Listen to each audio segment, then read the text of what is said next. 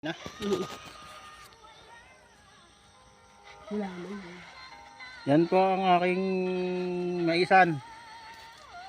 Dati po yan ay tinamnan ko ng 5,000 seeds na kamatis ay na binaha.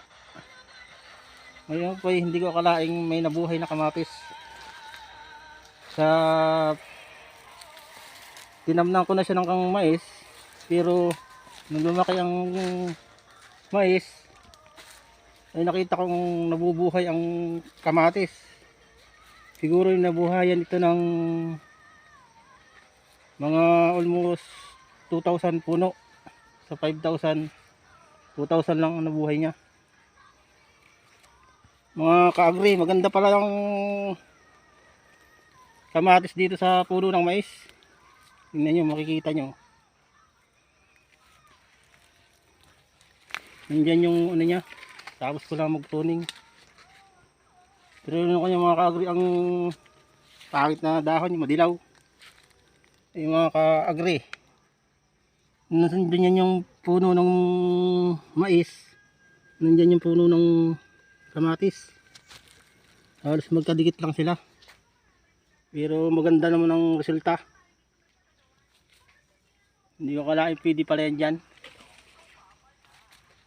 Yan mga ka-agri. Ay mahal ang kamatis ngayon, harit umabot ito sa magandang presyo pa.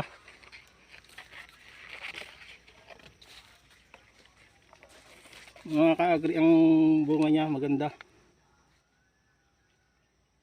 Ito ay 1 month pa lang mahigit ang kamatis na ito.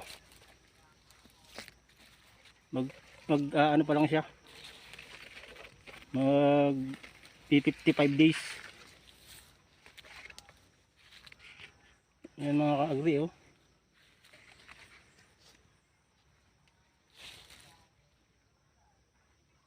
Dalawang try ko lang na magtanim ng kamatis, pero kahit mura siya ay maganda ang kita. Yan mga ka-agri, ang bunga. Bago pa lang siya na bunga.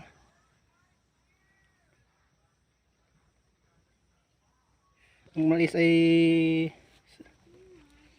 sa adus na susunod na buwan. Rabisi na to, kaya sigurado gaganda pa yung kamatis na yan pag nawala yung kumakalong sa kanya. Mga ka-agri.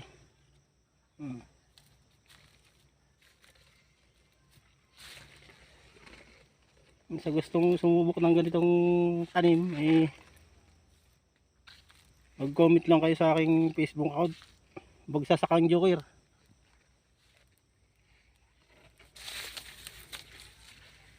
Yan mga ka-agri, 1 kilo lang naman yung ko yan, mais. Ang mahal kasi ng puhunan dito. 1 kilo na mais, almost 4,000 ang aking puhunan.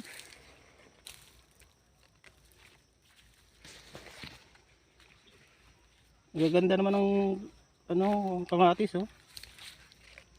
Yan, mga bago magkatapusan siguro to, makukunan ko na to.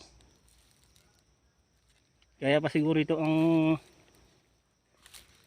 200 kilos. Yung 2,000 puno na itong natira na ito. Sayang nga lang, bumabaha dito. Dapat to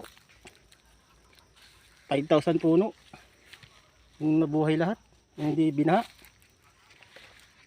Lari na ito yung mga ka-agri, hindi na siya bahain. Mamamatay na siya pag bumaha pa.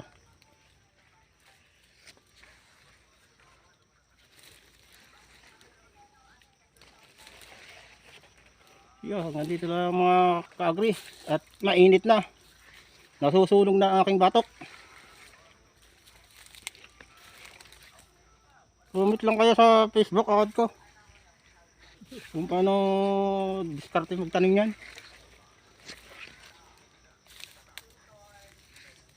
Ganda pala siya sa gayan.